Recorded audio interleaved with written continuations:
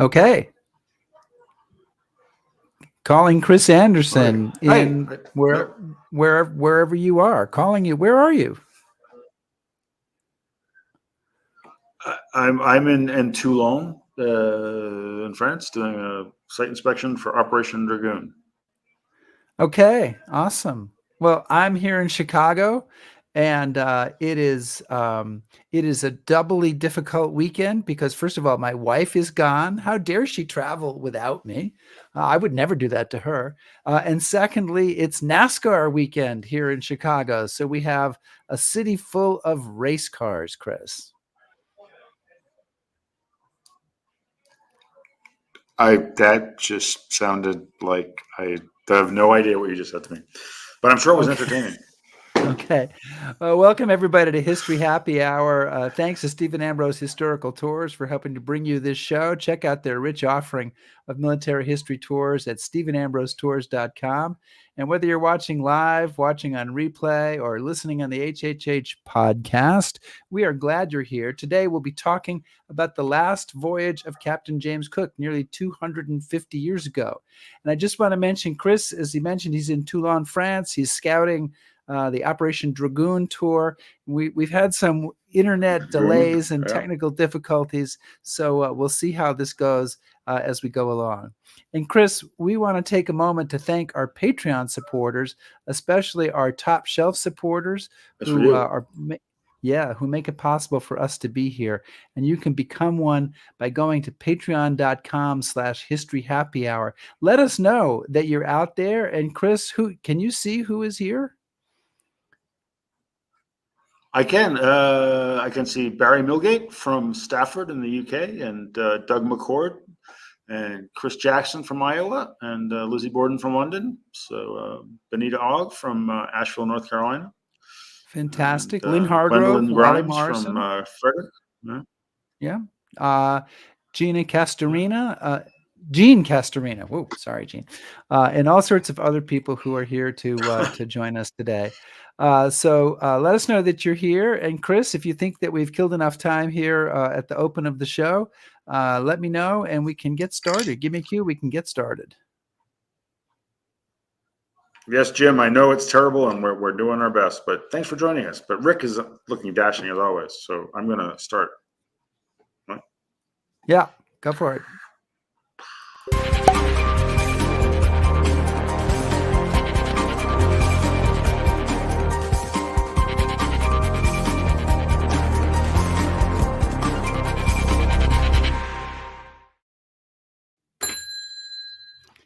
The bar is open, and we just lost Chris Anderson here, but that's okay. We will get started anyway.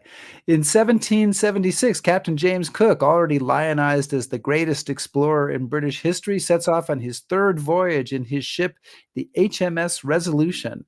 And this epic journey took him from Australia to Alaska and a rendezvous with destiny in the Hawaiian Islands. And it's the subject of a new book by one of my favorite authors, Chris likes to make fun of me for, Hampton Sides. And the book is called The Wide, Wide Sea, Imperial Ambition, First Contact, and the Final Voyage of Captain James Cook. Hampton Sides is an award-winning editor of Outside Magazine. He is the author of many best-selling books, including The Kingdom of Ice, Hellhound on His Trail, Blood and Thunder, and Ghost Soldiers. And he joins us today from his home in New Mexico. Hampton, welcome to History Happy Hour. Oh, it's a real pleasure to be with you. Excellent. Excellent. Back with you. Did you bring a cocktail with you today? Let's see what I got.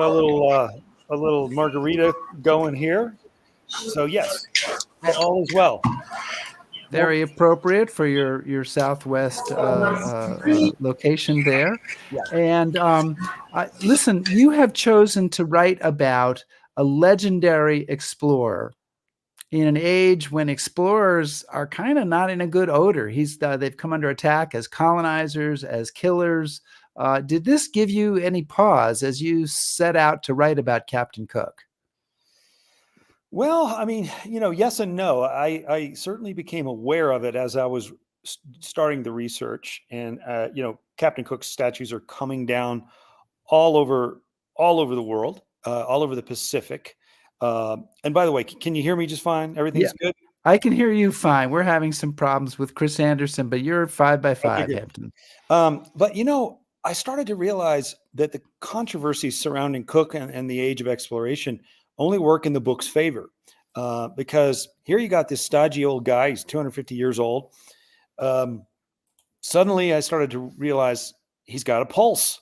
People care about him again. They either hate him, they animate him, or they agitate them.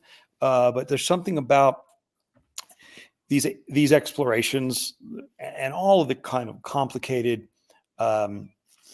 complicated motives behind them, in the age of imperialism that has made this story current again. Captain Cook's statue in Melbourne, one of the biggest ones in the world, was hacked off at its plinth not too many months ago. Another huge statue of Captain Cook in the harbor at Victoria, British Columbia, also tossed into the harbor. So yeah, I try to lean into the controversy, I guess is what I'm trying to say. I try to understand where it's coming from. Of course, I understand that indigenous people all over the Pacific view Cook as the start of something that destroyed their traditional island societies. But it really wasn't what Cook himself did. It's really what came after Cook. What Cook's voyages put these places on the map and broadcast to the world, the exact coordinates where they are and where the good anchorages are, and all kinds of information was broadcast and publicized. But it was really what came after him that caused all the problems. We're talking about the missionaries. We're talking about the whalers and the germs and the alcohol that destroyed these turned out to be quite fragile society. Anyway, that's my answer. There's some shouting going on there behind you, Chris. But if you want to jump in with a question, we've got you up. Yeah, I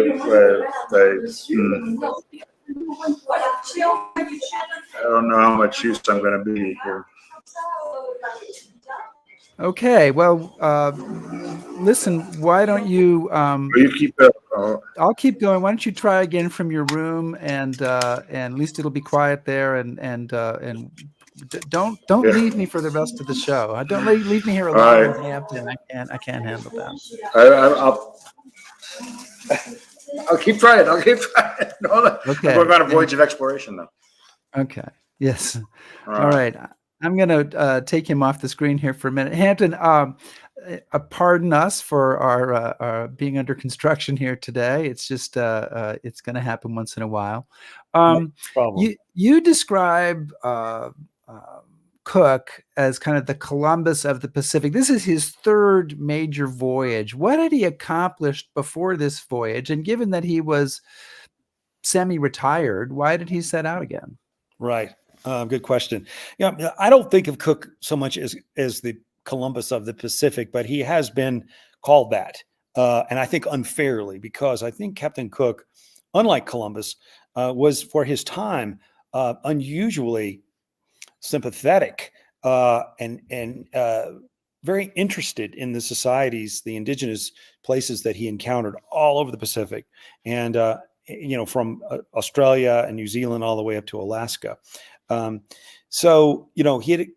had he accomplished in his first two voyages? He'd been around the world twice. He somehow managed to get his ships home without a single man dying of scurvy. He mapped huge swaths of the Pacific that had never been on charts before. He had first encounters with many, many islands, which went, for the most part, very, very well. One of the great things about Captain Cook is that, unlike a lot of other explorers and captains, he did not even once try to proselytize or convert these people to Christianity, or impress upon them that Western civilization was so much better than theirs. He wasn't there to conquer. He was there to observe in the spirit of the Enlightenment. and to describe plants and animals and peoples that had never been seen before by Europeans, and then to publish all this stuff. And these publications were triumphs. They're beautiful folio-sized volumes with incredible maps and incredible engravings, beautiful art. So it was kind of the golden age of exploration. And even though, yes, behind all of this was this imperial chess game going on. It's like the British are trying to do it, yes, but so are the Dutch and the Russians and the Portuguese and the Spanish and so forth. So they're competing with each other for resources and discoveries and claiming lands for their various crowns. So yes, that's going on. So, all right. So the first two voyages, he'd done all this stuff. He'd been around the world. He'd smashed a theory that was widely out there that there had to be this massive supercontinent down at the bottom of the world that was populated. They speculated by millions of people. Leading scientific organizations believed in this continent. It was a lot of people had staked their reputations on it. Cook went down there and determined it didn't exist. It did not exist, and so he thus sort of became what they call an explorer or a negative explorer. He didn't find a thing that was widely presumed to be there. So he could have retired. He did, in fact, briefly retire after that second voyage. He would have been in the pantheon of the greatest explorers of all time with just those two voyages, each of which was about 100,000 nautical miles. I mean, unbelievable that he did this in the age of sail. But then he got enticed to come out on one more voyage, the third, and the third time's the charm, I guess we like to say. But in this case, the third time was not the charm for Captain Cook. I do think it's pretty well known that Cook's voyage, although it had many successes, his third voyage, it also ended in his very violent and graphic death on the big island of Hawaii. So you could say it was hubris. He just had to get back out there one more time. In this case, the voyage was designed to go around the world to the backside of North America, as it was called, to get up around the vicinity of Alaska, which was not very well understood, to try to map it and to try to find the Northwest Passage, this age-old obsession of the British Empire, to find a shortcut over the top of Canada or through Canada, but that would connect the Atlantic Ocean and the Pacific Ocean. And to try it, in this case, from the Pacific side, to go up around what we now call the Bering Strait, looking for a way through that hopefully wasn't impeded by ice. That was the purpose, really, the real purpose of this mission. And it was just too big a prize for him. He said, yeah, I through this retirement stuff, I'm going to go back out one more time. Okay.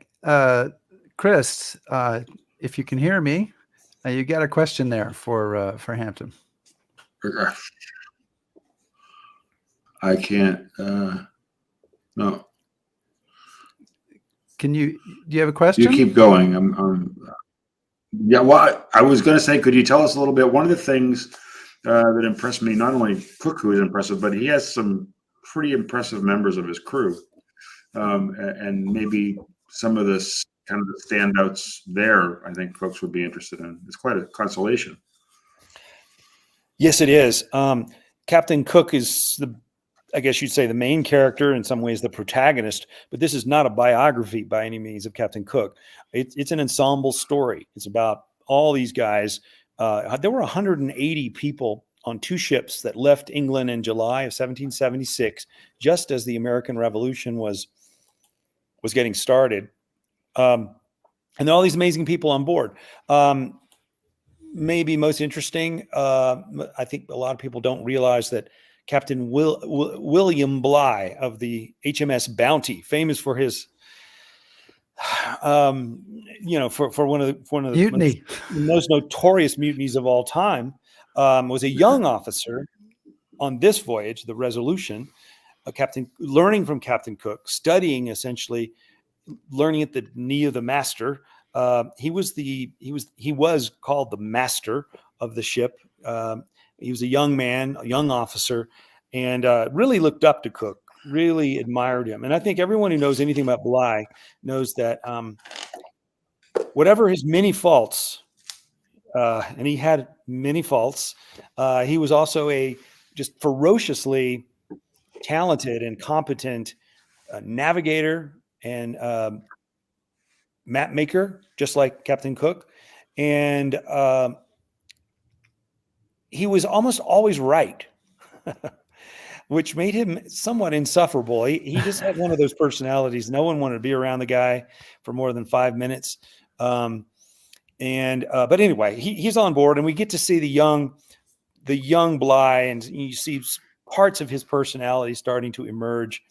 Some of the little sort of elements that will end up in a mutiny about a decade later. Also on board is the young explorer George Vancouver. He's a young midshipman, also very much looked up to Cook as his mentor. He will go on to become one of the great explorers of all time, certainly of North America. And so he's learning from Cook. Then we have an American explorer who's a really fascinating young man named John Ledyard, born and raised in Connecticut. He went to Dartmouth College.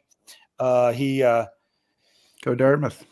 He's on board the ship as a young Marine and learning from Cook in all sorts of ways. He will go on to have his own adventures all over the world, including walking across the entire Eurasian continent, trying to get to Alaska by way of Europe. So these are just some of the interesting cats on board the Resolution. So there's another passenger on board this ship who's probably not particularly famous today, but was pretty famous in England at that time, with the single name of Mai. Am I saying that right? Is that how? Yes. In Mai, and Mai had actually come from the islands of Tahiti. What is his story? Why is he on this ship? Yeah, great question. He's really one of my favorite characters in the story. Mai was a young Polynesian man from an island just not too far away from Tahiti, who came aboard on Cook's second voyage around the world and came to London and became the first Polynesian to set foot on English soil.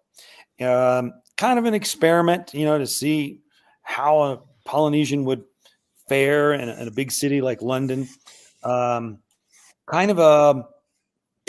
idea was, the noble savage. I put that in quotes, but how will he do? And it turned out he did extremely well. He was a hit. People loved Mai. For 2 years, he lived in England. He learned English. He learned to hunt at the estates of the aristocracy. What else? King George had him vaccinated for smallpox, which was kind of a new thing. What else? He was a big hit with the ladies and the intelligentsia. He had all these lunches and dinners at the Royal Society. He met Boswell and Johnson. So I talk in the early part of the book a good bit about Mai and why he was so popular. But after 2 years, Mai becomes very homesick. He wants to go back to Tahiti. He wants to go back to Polynesia, understandably. And King George says, "All right, we'll send you home, and we'll have a very good chaperone, a very good chauffeur for you, and it'll be Captain Cook himself." So that's the first errand, really, of Cook's voyage before he goes to Alaska, is to drop Mai off in Polynesia with a huge assortment of gifts and accumulated possessions that Mai has, including a bunch of guns and ammunition and a suit of armor, lots of horses and other animals, this sort of cross-continental, cross-hemispheric experiment in, cultural exchange. How would this all work? But Cook does get him there and drops Mai off at an island called Huahine. It ends up being a very bittersweet story in the end, though, because like so many of these tales of cross pollination, Mai ends up being he's not really Polynesian anymore, and he's not English, and he's sort of a man of the world, but he doesn't belong anywhere. He's sort of a man without a country, and the Polynesians back in Tahiti don't know what to do with him anymore. So it's a complicated tale, but he really is kind of famous even today. That photo, that illustration that you showed, is a portrait of. It's called Portrait of Mai, and it was just sold about 6 months ago at auction. No, it was sold to the Getty Museum in Los Angeles for $62 million. It's considered Sir Joshua Reynolds' masterpiece, and he is famous in a way still all these years later. So, could you, if you have answered this due to my moving around, I apologize, but maybe you could tell us a little bit about Resolution and the ship that's going to be carrying out this expedition. Is there something special about it, or is it different in any way, or what makes it able to make this passage? So Captain Cook, before he joined the Navy, had been in the Merchant Marine and had learned to sail these ships called Whitby Cats. They were fairly bomb-proof, stout, sturdy vessels that were designed to haul coal. They were collier ships, designed to haul coal from Newcastle down to London. And he decided these were the perfect ships to use on these voyages around the world. They were not fast, they were not sleek, and they were not beautiful by any means. They're about 110 feet long. But what they are is, it's very difficult to capsize one of these ships. They have a very shallow draft, so they can get in real close to shore. And they can carry a ton of stuff. There's square sterned and boxy kind of. And these ships, now, all three of his voyages had these Whitby Cats. On the first voyage, it was called the Endeavor. Famous. I love the way that they named ships in England at this time. These glorious, durable, sort of strong names. Then the next voyage, Cook had the Resolution and the Adventure. And then the final voyage, he had the Resolution again, and a ship called the Discovery. So those were the ships that he sailed on. They were crammed. Every hold and every square inch of the ship was crammed with animals and grog and, casks of everything, and salt pork and hardtack biscuits, and men, a lot of men, 180 men on these two ships. So they were, like I say, not pretty. You read these glorious tales of exploration and you're expecting this enormous galleon that's just a work of art. They aren't exactly pretty, but they're very, very workmanlike and very, very, stout and, sturdy. So Cook sets out from London in July of 1776. Something else happens in July of 1776 in Philadelphia. Sorry, Chris, we can't hear you anymore. And I'm interested in the interplay between Cook's journey and the American Revolution. So how does the Revolution in any way affect them before they leave England? So that's part one of the question. And then part two of the question is, can you talk about how it's a few years later in their voyage, how Ben Franklin, as ambassador to France, kind of gets involved as well in giving out a directive to American ships regarding Captain Cook? Yeah. I think it's probably one of the reasons I decided to write this book is that even though it's a voyage about about a British captain, it's all taking place during this very important time, the American Revolution. they leave in July, and they just missed the news about this thing called the Declaration of Independence. They miss it by a couple weeks, and they travel this entire voyage without knowing anything about it or how the country is faring, or what. They knew that the colonies were restive. There'd been some early episodes, but by the time they're off and running, it's the revolution is also off and running. But another thing that is important to understand is, if they hadn't left when they did, if they'd waited a few more months, the voyage probably wouldn't have happened at all, because the Admiralty would have said, "Hey, we got to devote all our resources to fighting the colonies and getting ships to Boston." So, and even as it was, the shipwrights at Deptford shipyards were very distracted by all these other ships they had to get to Boston to put down this rebellion. And so Cook's ship, the Resolution, was not properly caulked. It needed to be completely refurbished, and they didn't do it. So it becomes a theme of the whole voyage, is that Captain Cook's tired ship, which had just been around the world already, is constantly leaking like a sieve and in a lot of trouble. Rotten timbers. He's constantly having trouble with it. So there's that.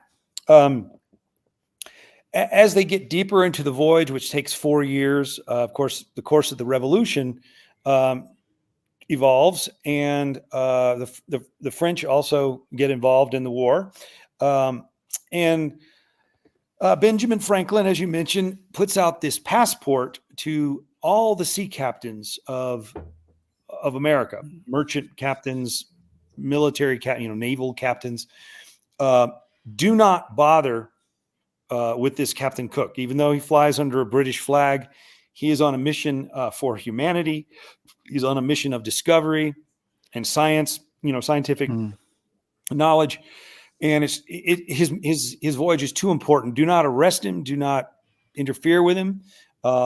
In fact, render aid if he needs aid.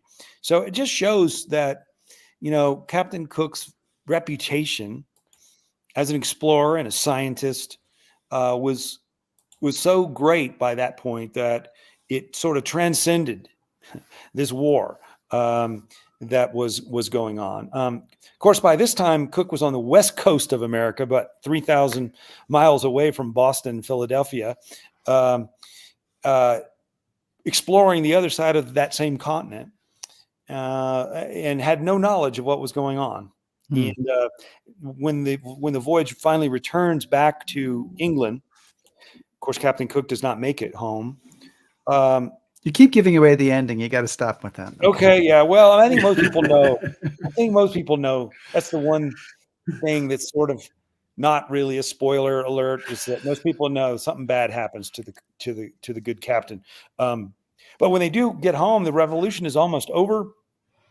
A lot of officers on board are American-born people that have to make a decision now. What am I? Am I American or am I British? Including the captain that is in charge of the voyage at this point is a guy named John Gore, who was born and raised in Virginia. So it's a very interesting inflection point in the relationship between the colonies and Great Britain. So Hector, one of the things I've noticed too, you talk about more as the voyage is going on, but Cook is something of a rock star, and he's certainly, I would say, a cut above your average commander, or what we know of average naval commanders. Gets his guys, treats them well. They never suffer from scurvy, et cetera, et cetera. But there's lots of indications on this voyage something's a bit off. Yeah. Maybe you could talk about that, and if that presented any particular challenges or changed this voyage compared to the others. Yeah, absolutely. Yeah, absolutely. I mean, on this voyage, we see the old Captain Cook at various high points. He has great moments. He has moments of genius. He we see the brilliant map maker and the brilliant navigator, and the ships do come home and no one gets scurvy, and we see a lot of the old Cook, but we also start to see this other Cook that we didn't see on voyages 1 and 2. And scholars and even like forensic medical people have speculated like what was wrong with him. He was erratic. He had a horrible temper. He was quick to use the lash on his own men. He became increasingly and inexplicably cruel to indigenous people that he encountered. When something would go missing, something would get stolen, he would go overboard. He went on a scorched earth campaign on one island because one goat had been stolen. He would cut people's ears off. We start to see an almost sadistic captain, and the officers who had sailed with him on 1 and 2 are wondering what is up with this guy. People have wondered, did he have a parasite that was causing, like preventing the absorption of critical vitamins, essentially some kind of brain damage. We do know that he had sciatica, acute sciatica, and that he was in pain a lot of the time. He was alone in his cabin a lot of the time, brooding, making all sorts of peremptory decisions without any kind of collaboration with his other officers. He's an older man. He's tired. He probably shouldn't have gone out on this third voyage. He probably should have stayed at home. We now know. But this is a theme that runs through the whole book. Is like, what is wrong with the captain, and why? What is it that is impairing his judgment that leads to these escalating situations at various islands, but particularly as we move towards the Big Island of Hawaii, where he makes some just horrible judgment calls that do not end well for him. So in the course of this trip, he visits Tasmania, which is just off of Australia, New Zealand, Tahiti, Hawaii, Alaska. It sounds like a very expensive cruise trip here in 2024. He gets all the way to the Bering Sea. He's sailing up there in the Bering Sea. But what kind of European contact had there been with those regions, if any, before Captain Cook came along? I mean, what's this environment like for him and his men as they sail into the Pacific? Right. Well, some of the islands he stops at, he has stopped at before. So it's not quite first contact. It's like second or third contact. A few of the islands are islands that maybe the French had been there or the Spanish had been there. A number of islands he stops at are uninhabited, and he may have been the very first human to set foot on. And then there's some islands that are truly, we know, first contact. And most conspicuously, the Hawaiian Islands. He could not believe it when he's crawling across the Pacific. He'd left Tahiti. He was on his way to what probably going to make landfall around Oregon, what we now call Oregon. And he stumbles across this beautiful island chain, and it's not on the maps. And, how in the world did the Spanish miss this place? Because they had this annual thing called the Manila Galleon that went back and forth between the Philippines and Acapulco. Somehow or another, in all those hundreds of trips across the Pacific, they apparently had missed Hawaii. So, when they come ashore, I mean, he and his men are just astounded at this thriving civilization, their beautiful canoes. Of course, the men fall in love with these beautiful women. There's a lot of sex going on. There's beautiful, there's basically, the very first stop on Kauai. It's a pretty positive experience. I think the native Hawaiians are equally astounded. They've never seen ships like this. They've never seen men like this. The oral history that's been passed down is kind of fascinating about, what they thought these ships were, that they were manta rays, some kind of giant manta rays that emerged from the sea, or that they were from outer space or gods of some sort.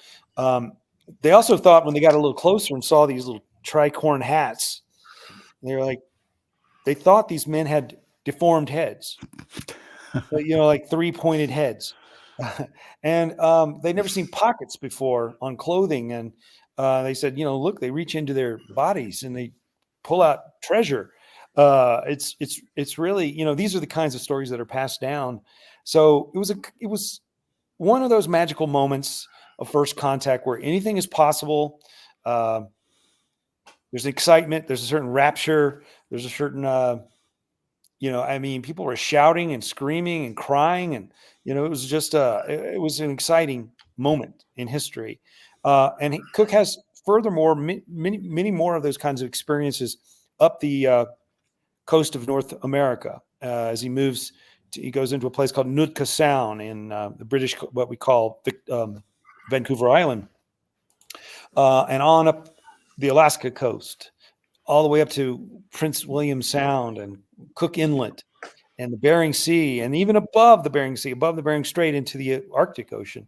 He has numerous first encounters with people and with animals that had never been described before, like the Pacific walrus, which Cook's men hunt and try to eat, but they find all walrus meat is fairly unpalatable. There's this long description of how they shoot the walrus and this ordeal of butchering them and getting them into the ship. They can't eat. Then they said they can't eat them, so they dump them overboard and drag them for 2 days in the salt water, and then they pull them back in and they fry them, and then they boil them and they fry them again, and they still can't eat the stuff. So anyway, but so yeah, there's a lot of first contact and first experiences with all kinds of animals and plants. Get our first description of a kayak, for example, first description of surfing down in Hawaii, first description of the hula dance, first description, on and on it goes. And that's one of the joys of this book for me was being able to try to go back to that time when there still were a lot of firsts. It still was, it was fresh, and it was interesting in both directions, I think, even for the indigenous people. And also, I'm not going to lie, getting to go personally to many of these places was a joy, because Cook had this uncanny ability to pick places that are really beautiful to anchor. Well, and you said, he does actually have an uncanny ability to land where he really needs to land when he needs to land there. Yeah, that's another thing. People seem to say, people have said he was drawn to land like as if by magnetic attraction, and usually would find the right kind of place, an anchorage that had the things he needed: water, wood, fresh meat, a calm place where he could rebuild his ship. Because, these are floating skeletons of lumber, basically. They're constantly breaking. They're constantly, like the most important men on the ship isn't Captain Cook, it's the carpenters. They're just constantly rebuilding this thing. And everywhere he goes, he seems to find what he needs. Chris, go ahead. Well, one of the things you've touched on, and obviously we talked about Cook and his crew, and I hope this doesn't come off as naive or silly, but one of the things that, amongst many, that impressed me with the book is that you have so much about these, I don't want native, different cultures, the Polynesian culture, and how did you find out what you found out about them? Where are we getting that side of the story, which you have an admirable amount of in the book? Because those folks aren't writing letters, they're not keeping diaries. Yeah. So where do you get those accounts from? Their point of view. It's hard to, and I certainly couldn't get as much or an equal amount with what I'm getting on the English side by any means. But let's say Hawaii. Let's take that for an example. There's when the missionaries came, another generation after Cook, they trained a bunch of native Hawaiians, including a famous guy named Kamakau, they learned English, they learned an alphabet, which they applied to the Polynesian language. And then this guy Kamakaua went around and gathered oral history from actual participants who are older, people. They were quite elderly at that point, and got it all written down. And I would say a lot of the Hawaiian stuff comes from Kamakaua and a couple of his colleagues who he just went around to all these little villages all over all the different islands in the archipelago and got the oral history. So it's not perfect. I identify it as what it is. It's these are the stories that are passed down. They were oral up until Kamakaua came along. There's a good bit of anthropology. There's a good bit of stories that are passed down, all over Polynesia that have been put together in compendiums that I used. Sometimes the stories are a little suspect. I'm not sure what I had for lunch yesterday. I'm not sure I could remember, let alone what my great grandmother said or did on a particular day in the 1700s. So, you got to take some of the oral history with a grain of salt. But at the same time, it's so interesting, and it's the best glimpse we have of what the mindset was before Cook arrived. I've talked to a lot of scholars. I talked to a lot of indigenous people who are at universities or elders in their tribe or whatever. I also talked to there's a fair amount that's been learned from anthropologists and all over Polynesia. So you just kind of triangulate and put all this stuff together, and you get a pretty complete picture, I think. So Chris asked such an educated question there, and I'm going to turn the topic to sex. Okay. You write that Cook's crew, they're pretty eager to engage in sex with the young women of Tahiti and Hawaii, and that the surprising thing you said was that how willing and interested in this that the women are. It was surprising, given that these are probably bad smelling, not very good hygiene, weird men on a ship from overseas. So where does that information come from, and what exactly is going on there? Right. Yeah. So there's a lot of sex in this book. And just warning to those who don't want to read a book that has a bunch of sex in it. That's a warning that also obviously cuts both ways, right? So yeah, I mean, my editor very much wanted me to dial it back, and I did, compared to how often it crops up in their all the men's journals and stories. It's widespread, and we know that it happened. It'd be one thing if one or two guys were bragging about their sexual exploits, but there are dozens and dozens and dozens of journals. Everyone who was halfway literate was writing down what their experiences, and they all talk about it. And they also talk about it when it isn't happening, like up in Alaska. They're like, these women don't want to have sex with us. But down in the French Polynesia, or what we call French Polynesia today, Tahiti and Hawaii, there's a lot of encounters, and it is hard to understand why these beautiful women who smelled great, that they're swimming in the ocean every day, and they're strong surfers, and they're coming out, swimming out, or coming out in their canoes, and literally throwing themselves at these stinky, smelly, hairy, sour smelling men. And why would they do it? And it's a question that's been debated a lot. Sometimes they're doing it for a price. They want metal. Polynesian people were obsessed with metal. They realized how valuable it was. They had seen enough of it. We want more. And so for the price of a nail, you could have an encounter with a Tahitian woman. And Captain Cook becomes worried because it seems like they're prying loose all the nails that's holding the ship together. And he's worrying that the ship's going to disintegrate. So there's that. But many times the women didn't seem to want anything at all. Perhaps they were intrigued by these men and thought they're from another world. Maybe we need to co-opt their power somehow and try to understand them, figure out who they are. Perhaps they were being directed by chiefs and priests on shore to go do this?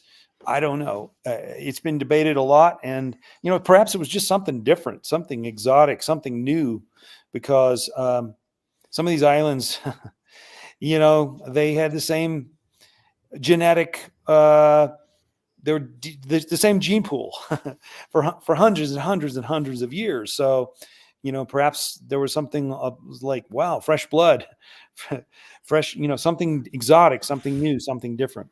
But it's a theme that keeps coming up throughout the book. And however, Captain Cook, who was kind of famously not participating in this, he was married. He was devoted and loyal to his wife, Elizabeth.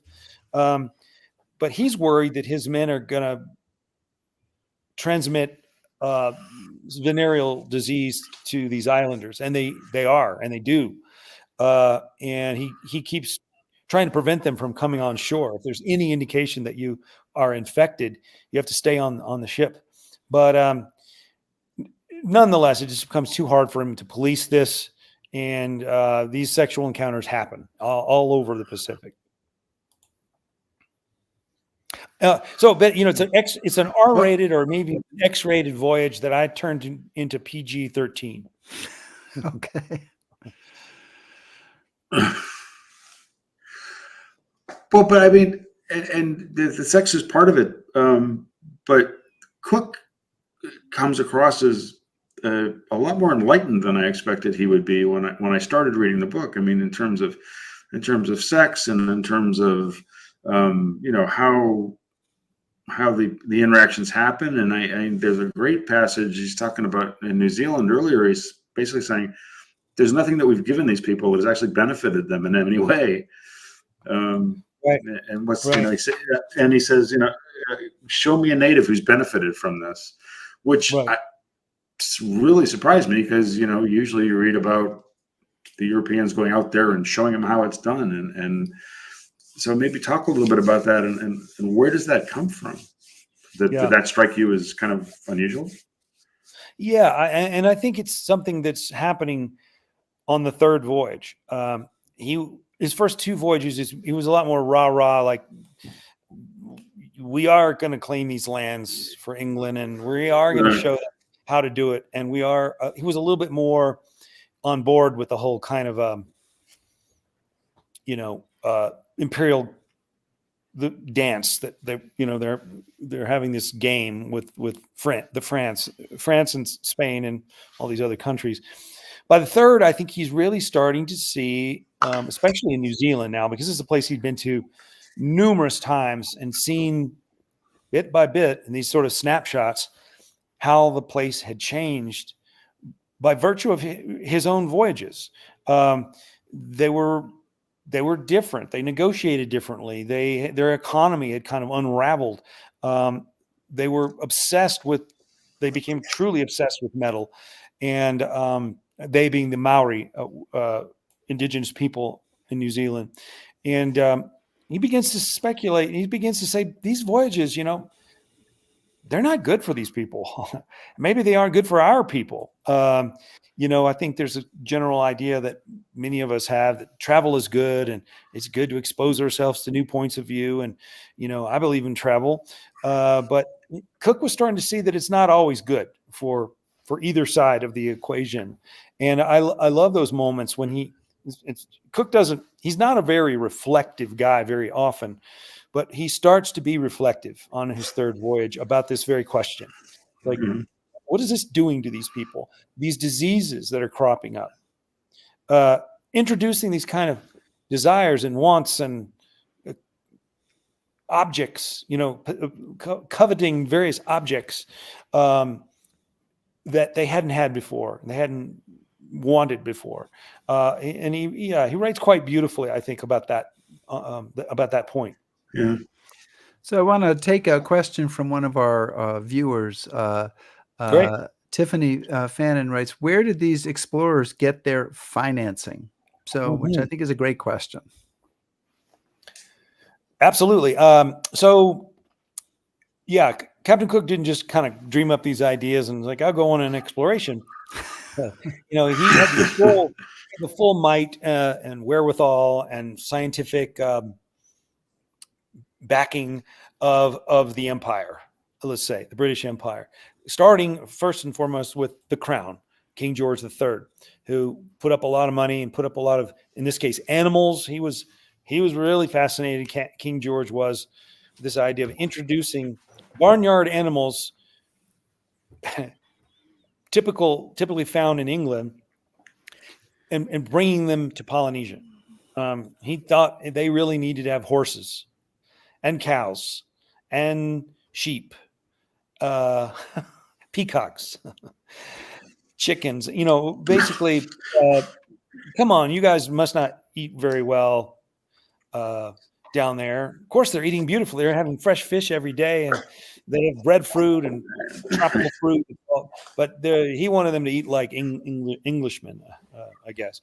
But anyway, King George is one of the backers. Another big backer is the Admiralty and the Royal Navy, which the Royal Navy at that time was said to be, I've read this several times, the largest organization with the largest budget in the world at that time. The number of ships, the number of men in its employ, the reach of the Admiralty. And so, the First Lord of the Admiralty, whose name was Lord Sandwich, is essentially Cook's boss and the biggest architect and promoter of the voyage. He's also, Captain Cook names a bunch of things after Sandwich, so he needs to suck up to his boss, I guess. So he names Hawaii the Sandwich Islands. Lord Sandwich was, by the way, and this actually checks out, the inventor of the sandwich. So what a coincidence. You're welcome. I mean, he was in a hurry. He just took some meat and stuck it between two pieces of bread, and voila, the sandwich. So a third backer of this voyage was this organization called the Royal Society of London, which was the preeminent intellectual fraternity composed of scientists, philosophers, thinkers, physicists, astronomers, and they had a decent amount of money that they put up behind this. So those are the main backers of the voyage. I think Parliament put up some money as well, and there was a reward that Parliament put up for £20,000 to Captain Cook if he discovered the Northwest Passage, which he didn't. Yeah, I'm going to guess he didn't. Yeah, he did. He didn't, but what he discovered was an impenetrable wall of ice up there, like everyone else discovered. But anyway, those are some of the sort of background folks and entities behind the voyage. Are you up, Rick, or am I? You're up, Chris. I thought you were up. Well, I was going to. Oh no! So no, I was just going to say. I mean, you say in the book, tragically that Elizabeth, his loving wife, destroyed all of his letters and papers. So what? Where were where did you go to find out more about Cook, and were you surprised with what you found, or how that side of the research? How did that? Yeah, it's a good question. So Captain Cook was he wrote, I don't know, maybe a million words, in all of his journals and logs. He wrote a lot, and yet we don't learn much about him from all the things he wrote because he was so, I don't know, emotionally unavailable. Partly because that's what sea captains were like back then, and partly because that's my lovely wife. Anyway, she went with me on a lot of these trips around the world, so she should be in the picture. So, but we don't know much about Captain Cook's interior life, his emotional life. He's also from Yorkshire, and people from Yorkshire, even to this day, are famously, I don't know, direct, to the point, unemotive. So you would have thought, well, what would be a great source for learning a little bit about his loves, his fancies, his fears, how about those letters that he sent his wife? And for some weird reason, Elizabeth, late in her life, and she lived to be 90 something, which is unbelievable back then, she decided to literally burn all the personal papers of the family.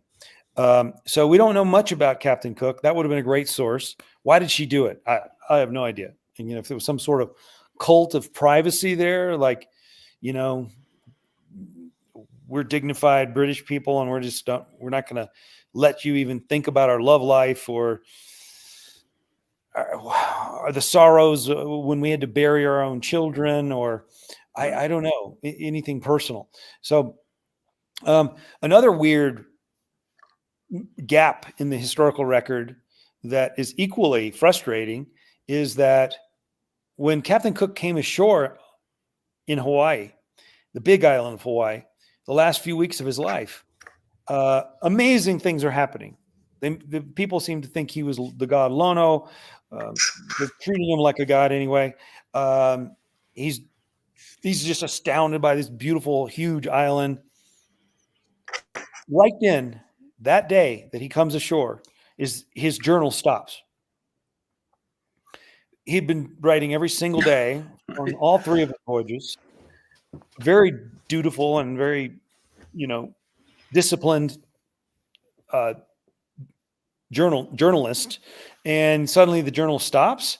So this leads, of course, to a lot of understandable conspiracy theories that perhaps he did keep journaling, but someone later, ripped those pages out for some reason.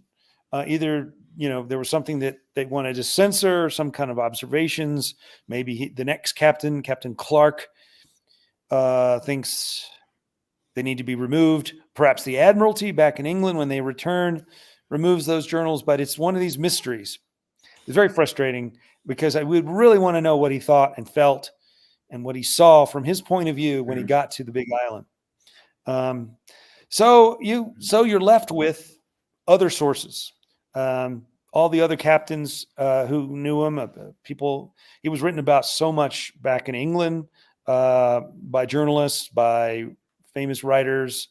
Of course, all the other men on board were writing about him. There's a guy named Samwell. There's a guy named Rickman. There's on and on it goes. There's a lot of people who are weighing in on Captain Cook. So we sort of see him from their point of view more than from the interior point of view of Cook himself. Well, there's so much that we didn't get to talk about in this hour.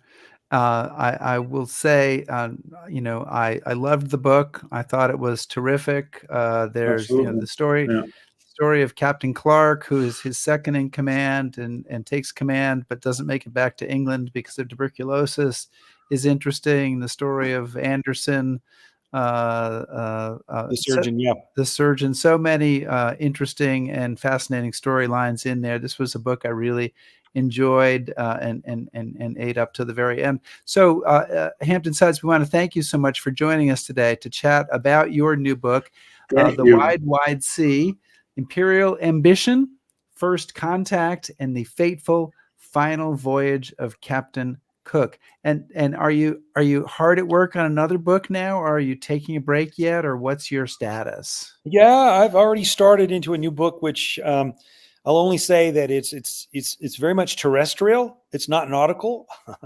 and it's set in the United States in the Colorado Territory during the Civil War. Okay, well that's a great tease for us. And when's it coming out? Oh, I've just started the research. So it's a few years away. We'll still be doing this. Give him a break. Yeah, we want it. We want it next March. Come on, we have an opening. We need to get. It'll take a while. All right. Well, Hampton Sides, thank you so much for joining us. Been a pleasure. Enjoyed it. Thank you so much. Bottoms up. Good. Thank you.